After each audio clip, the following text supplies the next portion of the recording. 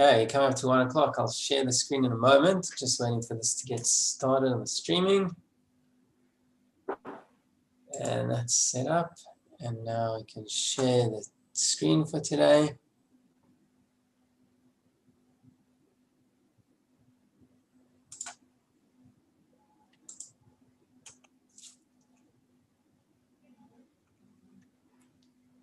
Okay, 1 second now. I'll bring this here.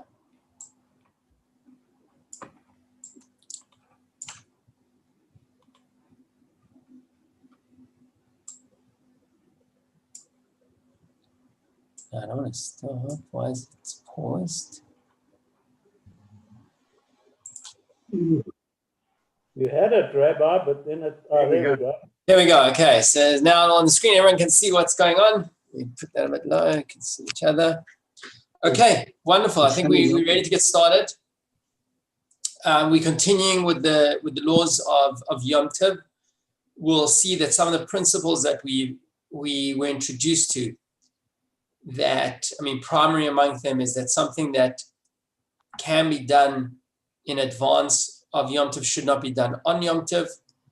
Generally, you will find that those things that are for the purpose of what we call ochel nefesh, that are for the purpose of basic necessities of eating and so on, those malachot can be done with certain framework and restrictions.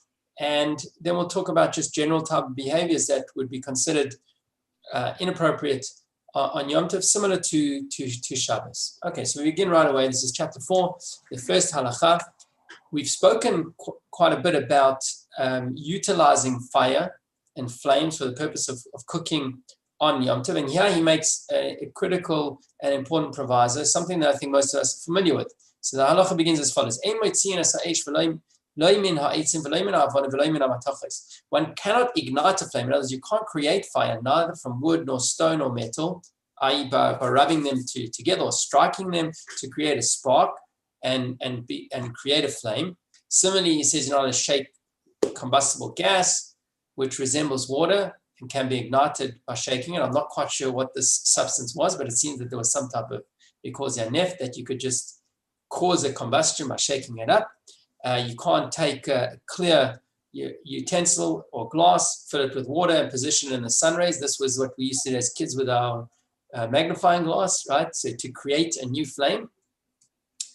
All these and any similar activities, that is forbidden on Yom Tov. When it says that they allow us to use a flame on Yom Tov, that means from an existing flame. That's why always when we put out the candle lighting for Yom Tov, we say light before or after a certain time, if it's coming after Shabbos, right, from an existing flame. Because to ignite fire is forbidden. And the reason is the same principle that we've had in numerous times here in the halacha, because it's possible to ignite the fire before the holiday. The fact that you can use the fire because there are certain necessary Yom Tov things that would be allowed, that's one thing. But lighting the fire, because that can be done from before Yom Tov, cannot be done on Yom Tov. So, this is an important one. Although you can kindle a flame, and again, it's from an existing flame, because that's necessary. One is not allowed to extinguish a flame on Yom Tov.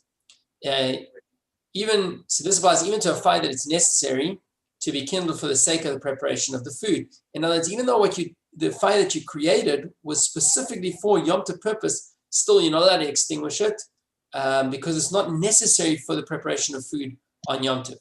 And he says, just as you can't extinguish a flame, you can't extinguish which is a fire that you're using for cooking, you can't extinguish a candle. And someone who does so will be punished by lashes, just as somebody who weaves or builds. Those are just two examples of some of the 39 malachot that would apply on Yom Tov just as they do on Shabbos, because those are the type of activities that are not necessary specifically for Yom Tov or could have been done beforehand. Halacha 3, Ein masalkin es pi haner l'mayla kadei shetichbeh. You can't lift the opening of a lamp upwards in order that it will extinguish it. Now, basically, first we talk about directly extinguishing the flame. Now this is kind of indirectly extinguishing the flame. You're not allowed to do that. Now this is interesting. You're not allowed to remove oil from it or cut off the top of the wicks utilizing a utensil, because again, that will immediately cause the flame to go out. It's somewhat indirect, but still it's considered extinguishing. You're not allowed to do this on Yom Tov. He says, however, you can flick the top of the wick with one's hand. If you've got a wick and the top of it is like burnt out, you want to just clean off the top of the wick. Obviously, you got to do this in a way, which is not going to put out the flame directly, but you can't do it. And the problem with using the utensil, as he says in the note over here, is this is why can you do it with your hand and not with the utensil? Because it says it looks like you're doing something that is a forbidden labor itself. So it's just an extra precaution. Now, if you have a bundle, so we said that you can't extract oil from an oil flame that will cause it to go out, right? But when a bundle of wood has been lit in fire, you can remove a piece of wood that has not yet caught fire, and it's not the same as removing oil from a lamp. And I think it's self-understood, whereas the oil from the lamp that's something that has been directly feeding to the fire. Now you're taking it away, so you're starving that flame. Over here, if it's each wood, if it's separate pieces of wood and the one has not yet caught a flame, you can take it aside. It's not the same thing because you're not directly or even indirectly extinguishing the flame in any way. This is an interesting one, and in practice, it's a tough one. Although practically we would go ahead with this, but basically this is a law that would be the same on Yom Tov and Shabbos, and that's what he says. You're not allowed to extinguish a fire to save one's property. So if a fire breaks out, unless life is being threatened, you're not allowed to extinguish the flame just to save your property. Practically speaking, most incidents where you have a fire would be considered a hazard or a direct threat to life, and you would probably put it out. But technically, there are situations where if there's absolutely clear that there's no threat to life, and it's just to property, the laws of extinguishing would be the same on Yom Tov as they are on Shabbos. We may not extinguish a candle, so it will be permitted to engage. Okay, so this relates to another area of Jewish law. In the ideal sense, we learn in Hilchot Bia that a married couple should only engage in intimate relations and sexual relations in the dark, not with the lights on, so to speak. So he's saying, even though this is for the purpose of a mitzvah, one is not to extinguish a candle to engage in relations. Instead, he should cover it with a utensil or put up a partition or carry it to another room. And if none of these alternatives are feasible, it's forbidden to extinguish the candle, and it's forbidden to engage in relations until that candle burns out. That's in line with the laws relating to marital intimacy. Halacha 5. You are allowed to carry a flame. We're not worried that it's going to go out. Obviously, a person should take precautions, but we're not going to make this decree that you're not allowed to move it in case it goes out. But there is forbidden to place it, for example, on a palm tree or on the like on Yom Tov, because the concern is that maybe to use an object that is still growing in the ground on the holiday, and that's a problem because what it might lead to. So this is ein ma'ashnin b'ketoris b'Yom Tov b'nei mechaber. Basically, over here, you're not allowed to burn incense. What they would do is they would have the mixture of incense and then place it on top of a flame. So in essence, what's happening is, the way I understand it is, you're going to put the incense on there, and it's going to essentially, the act of placing the incense on the fire is going to extinguish it to some degree until it starts to create the smoke, which builds that aroma that you're trying to achieve. So he says you're not allowed to do that, even when one desires to smell its fragrance. Surely this is true when one's intent is to impart a fragrance to one's house or one's clothes. So even if, in other words, that which is not directly for the purpose of Yom Tov per se, so one is not allowed to do that. Again, the problem is that in the act of placing the incense there, you are extinguishing the flame that exists. It is permitted to smoke produce so that it will be fit to eat. So if you want to smoke your salmon or your meat or your chicken, just as it's permitted to roast meat over a fire, because that's preparation of the food for eating, right? One may sweeten mustard using a glowing piece of metal. I'm not sure exactly what that process was, but again, you're using heat, and that's fine because it's all part of the process of preparing something for food, which we said is the critical definition of those things that are allowed in Yom Tov. One may not use a piece of charred wood for that purpose because in the process one extinguishes.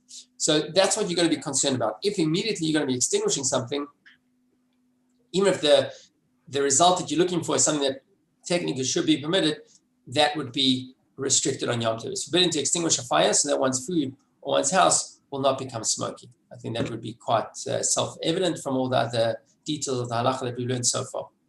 Halacha 7. You're not allowed to blow on with bellows on the flame. He says because, and this is a restriction because you don't want to start doing like the practice of a craftsman, but you can blow with a tube. In other words, if you do it in an unusual way, that's fine because you're allowed to, basically the point is you're allowed to do something to cause the flame to increase. You just don't want to do it in a way that can be construed as other types of activities or that would lead to other types of forbidden activities, i.e. using the professional means of doing it. We may not make charcoal, nor when we braid wicks, singe them or cut them into two with the utensil. One may, however, squeeze a wick until it becomes firm by hand. Again, the point of it here is that a lot of this stuff can be done beforehand, and those, therefore, are not allowed on Yom Tov. Similarly, one may soak it in oil, and one may place it between the two lamps. So that's if you have two sources of oil. You've got one wick. You can put the wick two ends in and light it in the middle so that it will, of itself, the wick will burn, basically split the wick, and then you would have two flames, one for each lamp. That is permitted. It's forbidden to break an earthenware shard or cut a piece of papyrus over which to roast fish.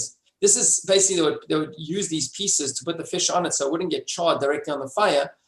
The point of it, this activity is problematic on Yom Tov, and you can't excuse it just because it's assisting you in the process of getting your food prepared on Yom Tov. Similarly, you can't break a reed to use it as a spit. This is something that could have been prepared from before Yom Tov in all these instances with which to roast salted meat or fish. When a spit has become bent and you can no longer use it, fixing it is forbidden.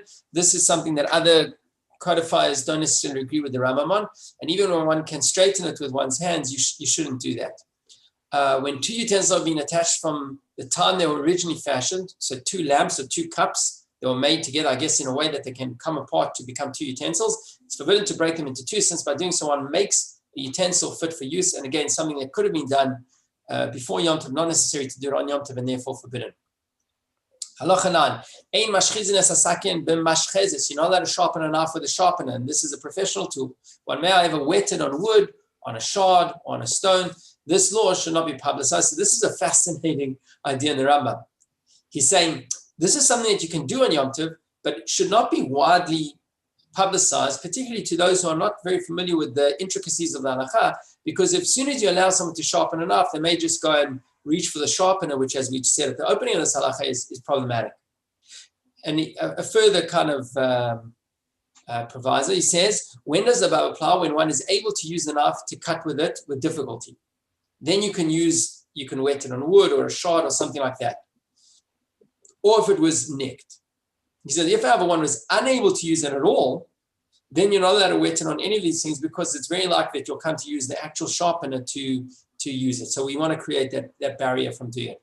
For this reason, interesting, he says, forbidden to give a knife to a sage to inspect on a holiday, lest he detect a nick and therefore forbid the use of the knife for slaughtering. And as a result, the person will sharpen the knife with a sharpener. He'll think, okay, he's showing him his chalaf, right, the knife for shechting his animal, and he gets a ruling that it's not kosher for shechita. The guy might think, well, I got to prepare my chicken for tonight's dinner. I'm going to just go and sharpen it. So therefore, you're not allowed to bring those shaylas on Yom Tov because it's very likely to lead to this infringement. And if a sage has inspected his own knife, he may lend it to an unlearned person. That's fine because it's prepared and ready. Ein mevakin eitzim b'Yom Tov, lo b'kordo v'lo b'mago v'lo b'megera elo b'koifetz u'v'tzad achad shelo. One may not chop a tree on holiday using an axe, a sickle, or a saw. One may use only a butcher's mace. What exactly that knife is, we're not so sure about. So therefore, we actually avoid cutting trees on Yom Tov, employing its sharp side. One may not employ its wider side because it's like an axe. Again, the point is of, what are you cutting for? You're cutting for the purpose of cooking on Yom Tov, really. And that's why that's something that he's saying may otherwise be allowed. But the restriction over here is using utensils that make it like a professional activity that we want to avoid so that we stay away from other forbidden activities. And that's the point of here. Why did the sages, he said, why did the sage forbid using an axe or the like? So that we will not follow one's weekday practices. For it's possible for a person to chop wood on the day prior to the holiday. Why did the sages forbid chopping wood entirely? So why didn't they just forbid it entirely, right?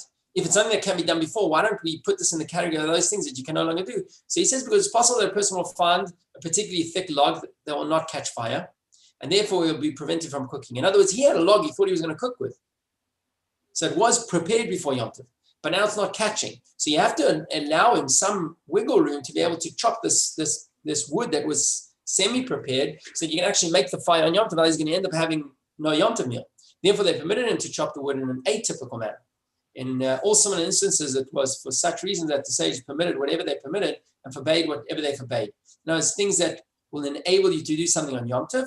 Sometimes they'll enable it in a way that's unusual just so that it doesn't skirt the prohibitions, the things that you really want to stay away from. But at the same time, it gives us a framework so that we should be able to experience and celebrate Yom Tov in a way that's necessary by preparing food, which again, biblically, there's no prohibition against doing those things on Yom Tov that are, as we describe them, as oichel nefesh.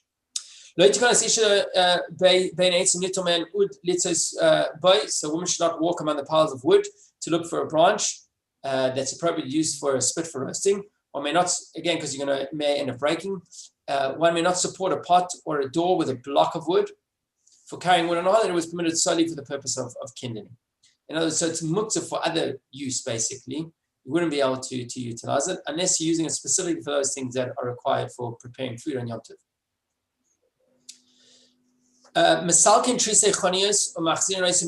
So I'm not exactly sure what these were, but these obviously were shutters that would close things off. He says if you had a store place and you had these shutters, you can remove them and return them on Yom Tov in order to take out the spices that you need, so that one will not be prevented from experiencing the festive joy. When does the Bava apply? When the shutters have a hinge in the middle. If however a hinge is on the side, it's forbidden. And he says, because this is a decree instituted, lest one attach it firmly, which would be a problem of building on Yom Tov. And building you're not allowed to do. So again, I'm not exactly sure how these shutters were, but he's saying that something that has a hinge you can use and put back, but if the only way you're going to get it back is by attaching it firmly and it doesn't have a hinge, that's an act of building and would be problematic in Yom Tov, and you wouldn't be allowed to use that even to extract the spices that you would otherwise want for your cooking. If the shutters do not have hinges at all, it is permitted to return them even at home. So if you have vessels that are made of detachable parts, he says, for example, a candelabra that's made of several pieces, or a chair or a table that has several pieces, like the top and the legs are separate, may be constructed on Yom Tov, provided one does not firmly attach the pieces. This is permissible because the forbidden labor of building does not apply to utensils. It's not a permanent structure, it's utensils. It is permitted to stack stones to use as a toilet. Again, stacking them creates only a temporary structure, and because of respect to human dignity, the sages did not institute any restrictions regarding this matter. You'll see soon that you'll see here that there are activities that in and of itself are not building, but they do restrict because it's like building. So he says, as we go ahead in Halacha 14, if you're setting up a fire, like a bonfire, and you want to set it up, he says you should not place the logs one on top of the other in an orderly fashion, because it looks like building. And even though this is only a temporary structure, and we've just learned about certain temporary structures that you can use, but those temporary structures are specifically because you need them actually for the purpose of Yom Tov. But over here, you're building in a way that you could build it in a different, otherwise. How might you do it? And because it looks like building, you don't want to do it. So how can you do it? He said rather you should put the log and then place the other one, either drop them in a disarray, or you can put one under the other. Like he says, one should place a log on top and then place one below it, and then another one lower than that, and then it kind of lifts itself. So you're basically doing it in an unusual way so that it doesn't look like building. Again, technically it's not building. They've put in place a restriction for doing it in a way that looks like building. So as long as you do it in a way that doesn't look like building, even if it's going to end up being quite a neat structure of your wood piled up, that's fine as long as you're doing it in an unusual way. So we're not kind of flirting with that prohibition. Halacha 15. So similarly with regard to a pot, one should hold the pot and place the stones to be used as a tripod beneath it. So again, I guess there would be stones that you would put under it to put it over the flame, and you're creating somewhat of a structure. So if you put the stones there first and then put it on, it's like you're building something. But if you do it in an unusual way, like hold it up and then somebody puts the stones, that would be fine. Similarly, when erecting a bed, one should hold the boards above and place the legs under them. rather than putting the legs there and then putting it on top. Even when stacking eggs, one should not stack one row above another row until one has erected a tower. Instead, one should depart from one's regular pattern and build from the top downwards. Similarly, all the comparable situations require departure from the norm. That's the key.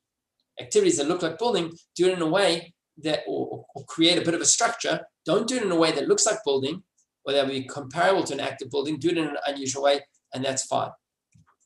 Other than the two exceptions that we spoke about earlier, where it was a table or a chair, or creating a space for a latrine that you can use for human dignity. Halacha 16. You're allowed to remove fleas, even though it's going to create a bit of cause a wound to the animal when you pull it off. However, you're not allowed to deliver an animal on Yom Tov.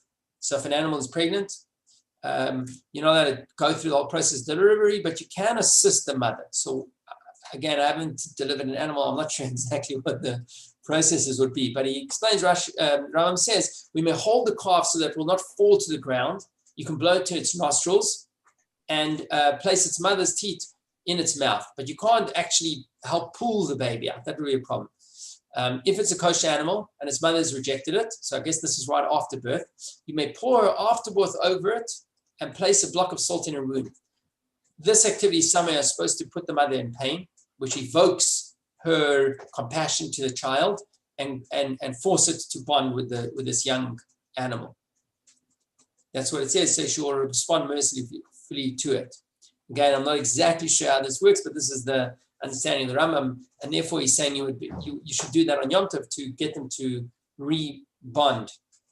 He says, however, it is forbidden for a non-kosher animal that has rejected the animal which was just born, for this would be to no avail. It seems like the nature of kosher animals that you can evoke this sense of motherly care and mercy, and the non-kosher animals, you're not going to get that same result, so therefore you can't do that on Yom Tov.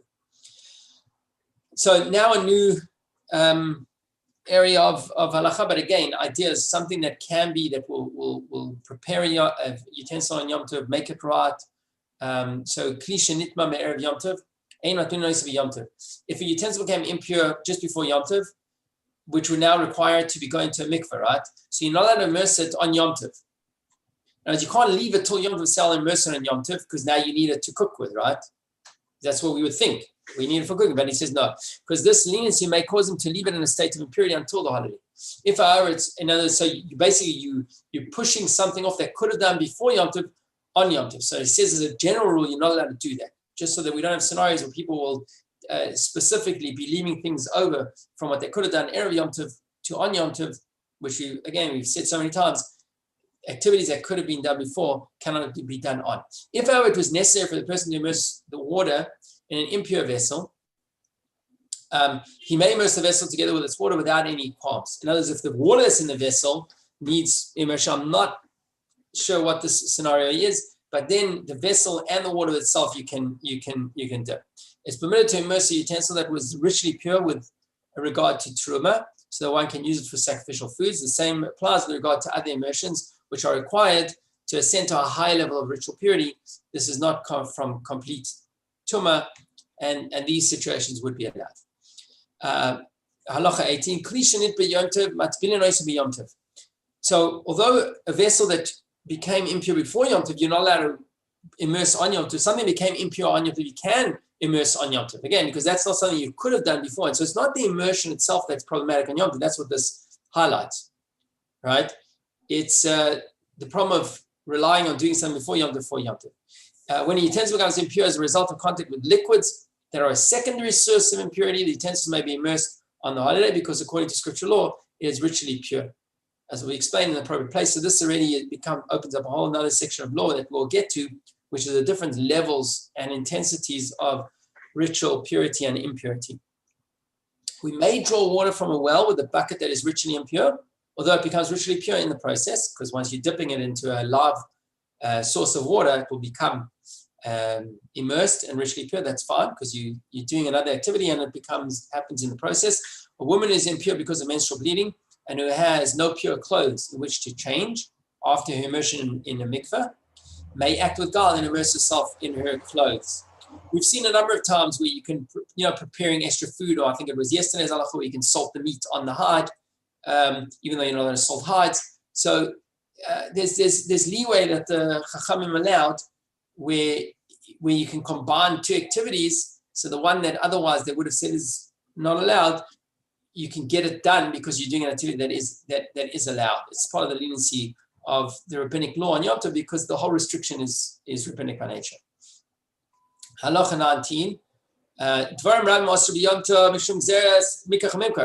Now, there were numerous activities that our sages forbade or do on Yom Tov because they want us to stay away from commercial activity.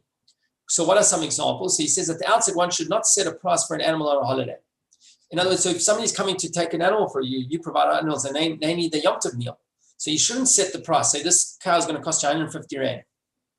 Instead, one should bring two animals of equal value and slaughter one of them and divide the meat among the interested parties. And on the following day, the price should be established by validating the second animal. So you got a group of people, everybody needs to buy Yom Tov meat. It's on Yom Tov. So you'll take two cows of the same size and you'll prepare the one. And then after Yom Tov, you'll say, okay, it was pretty much the same animal as this one. We'll set the price according to this one, and then everyone will pay according to the portion that they took. When these parties divide the meat among themselves, they should not say, I will take a seller's worth, or I'll take 2 selaim's worth. Selah was a currency amount. Well, again, it's forbidden to mention money at all. So these are decrees to help us stay away from commercial activity on Yom Tov. Instead, one should take a third of the animal, another a fourth, and then afterwards you work out, okay, I took a fourth of the animal, how much was this worth monetarily? That you'll do after Yom Tov. Kashem, halacha 20, Kashem shemachalken lo yishkulu b'moiznayim shein mashkichim b'kap moiznayim kol ikar. When they divide the meat, you should not weigh it on a scale, for a scale should not be used at all on the holiday. Again, it's a commercial activity that we're trying to avoid. Indeed, when a scale is hanging, it's forbidden to place meat on it, even to protect the meat from taking by mice. As if you want to just hang it on a high place in your kitchen or your butchery, you can't hang it there because it appears as if you're weighing the meat on the scale. He says an experienced butcher may not weigh meat by hand, as to say, okay, this is so much and so much and so much worth. Nor may one weigh meat using a container filled with water. All these type of activities that are infringed, so to speak, on commercial behavior is prohibited on Yom Tov. We may not cast lots for portions of meat. We may ever cast lots for sacrificial meat on a holiday in order to encourage endearment for the mitzvah. So the restrictions are only there generally if there's no other justification for it, as is the case where he says here of dividing sacrificial meat. Halacha 21. Lo yomer adam l'tabach tein li b'dinner basar. A person shouldn't tell the butcher, give me a dinner's worth of meat. Instead, he should give me a portion or a half portion. And the following day, they'll come and they'll work out, okay, how much was that worth? Similarly, a person should not take a specific measure or weight, and that's not only the amount of money, but he shouldn't take a specific, on a kilo of meat, right? What should he do? Instead, he should tell the shopkeeper, fill this container for me.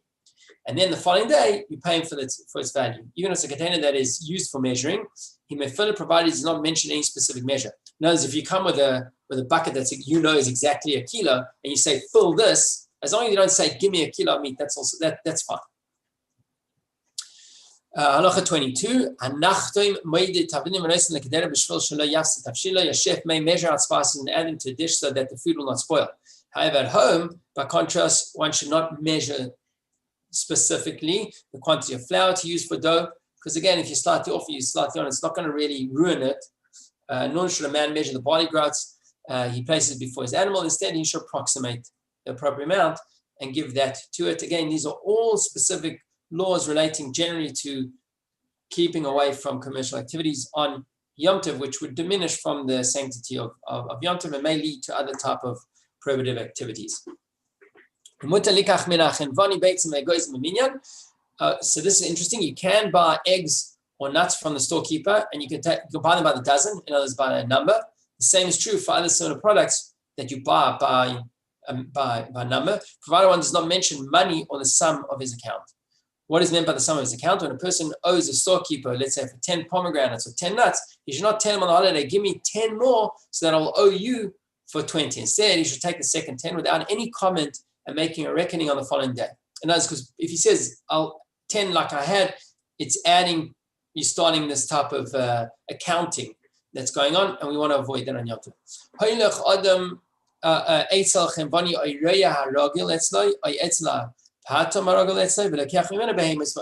So if you regularly go to a certain shepherd or somebody who raises animals, you regularly do business with them. So a shopkeeper so a person can go to the shopkeeper or the shepherd or whatever and access animals, fowls, or anything else that he requires, as long as he doesn't mention an amount of money.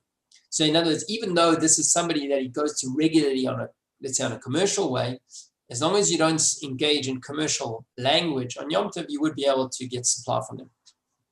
Halacha 25, Havas Yom Tov Tevin Oisei Bedin. So you may sue for payment of a loan granted on a holiday in a court of law. The note points out that you can't actually sue for a monetary amount. This would be for getting a replacement, he said, of like a food amount or something.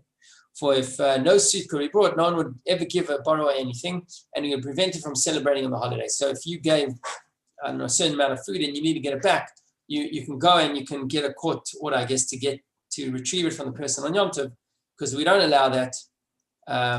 People will hesitate from lending in the first place. Halacha 26, and with this one we conclude the chapter. Although it's forbidden to separate truma and meiser on a Yom Tov, if a person has truma or taz that he had separated on the previous day, he is permitted to bring them to a kohen on Yom Tov. Needless to say, it is permitted to bring challah and the foreleg, the jaw, and the maw of an animal that is slaughtered to a priest on a holiday. These are portions of an animal that one slaughters, for which one has to gift the kohen from his own animals and produce. So that you can do if you're preparing it for yourself on Yom Tov and you have those things separated, you can bring them to the kohen. Collectors for a charitable fund may collect food from courtyards on Yom Tov. They should not have announced their presence as they do during the week. Instead, they should make their appeal in a modest manner. The nation should be given to them, and then they should distribute them to every neighborhood separately. Okay, so this brings us to the end of today's halacha. And as you see, I mean, lots of details, some of it which is practical, some of it which is not so practical for us. But you can see a consistency in some of the rules that we've learned about Yom Tov, the things that are allowed